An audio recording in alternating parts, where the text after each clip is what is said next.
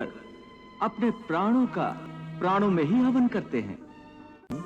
शास्त्रों में कई प्रकार के यज्ञों का वर्णन है जिनके द्वारा प्राणी देवताओं की आराधना करके उनको प्रसन्न करते हैं।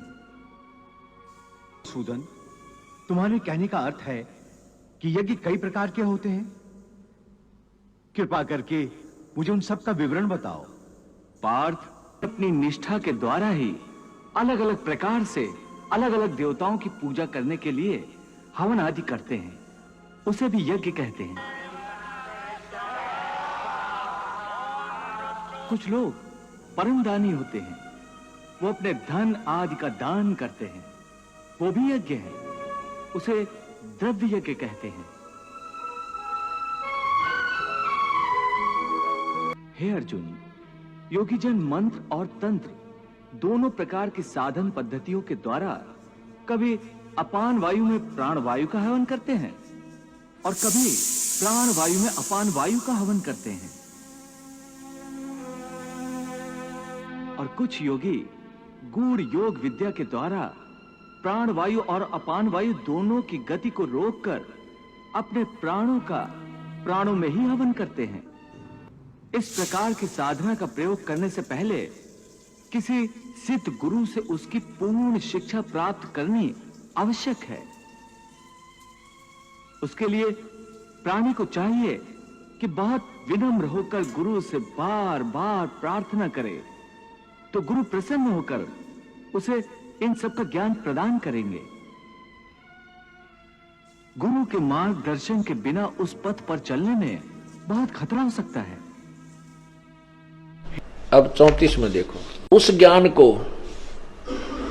उस तत्व ज्ञान को, अब कौन से ज्ञान को, जो गीता अध्याय नंबर 4 मंत्र 33 में कहा है, 32 में कहा है कि वो पूर्ण परमात्मा के मुख से उच्चारित जो अमृत वाणी है अर्थात वो तत्व ज्ञान है, उसमें सब प्रकार का भिन्न भिन्न प्रकार से सब ज्ञान कहा है। और फिर 33 में ये कहा कि उस द्रव्य ज्ञान से यानी देखम देखा बगैर ज्ञान के कित दान करते धर्मादि द्रव्य देते धन देने से ये ज्ञान यज्ञ श्रेष्ठ है। तो ज्ञान समझ।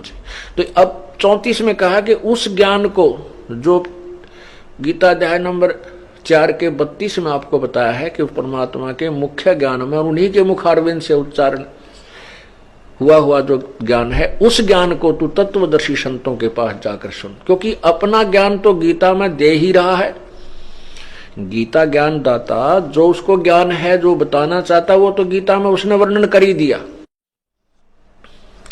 अब कहा कि उस तत्व ज्ञान को जिसमें संपूर्ण विस्तृत ज्ञान दिया हुआ है, उस तत्व ज्ञान को किसी तत्वदर्शी संतों के पास जा। अब देखो गीता अध्याय नंबर 4 के और ये 34 मंत्र में, तो उस ज्ञान को, कौन से ज्ञान को, जो गीता अध्याय नंबर 4 के और 32 में वर्णन है किया है, उस ज्ञान को तू तत्वदर्शी संतों के पास जाकर समझ। उस ज्ञान को तू तत्वदर्शी ज्ञानियों के पास जाकर समझ।